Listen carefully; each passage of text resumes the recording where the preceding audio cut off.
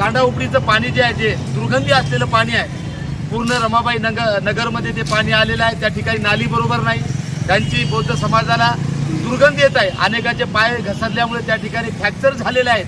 त्या संबंधी अनेक संबंधित ग्रामसेवक, संबंधित सरपंच यांना बौद्ध महिला आणि बौद्ध बांधवांनी वारंवार तक्रारी सुद्धा दिलेल्या आहेत. परंतु जाणून बुजून ती दलित वस्ती असल्यामुळे, ती बौद्ध वस्ती असल्यामुळे जातीय भावनेतून रुई धानोऱ्यातील सरपंच आणि ग्रामसेवक त्या ठिकाणी दुर्लक्ष करत आहेत. आणि म्हणून शेवटी त्यांनी आज संबंधित प्रकरणात न्याय देण्यासाठी माझ्याकडे धाव घेतलेली आहे. मी या ठिकाणी शब्द देतो की डॉक्टर बाबासाहेब आंबेडकरांचं संविधान असेपर्यंत भियायचं काही कारण नाही. वेळ लागेल, सत्य हार परेशान हो सकता है मगर हार नाही सकता म्हणल्यासारखं 100% आजपासून माझ्या रमाबाई नगर येथील बौद्ध महिला असतील, बांधव असतील, त्यांना न्याय देण्यासाठी आजपासून भीम टायगर सेनेच्या माध्यमातून संबंधितांना कायदेशीर घोडा लावण्यासाठी आम्ही सज्ज झालेलो आहोत. जय भीम, जय संविधान.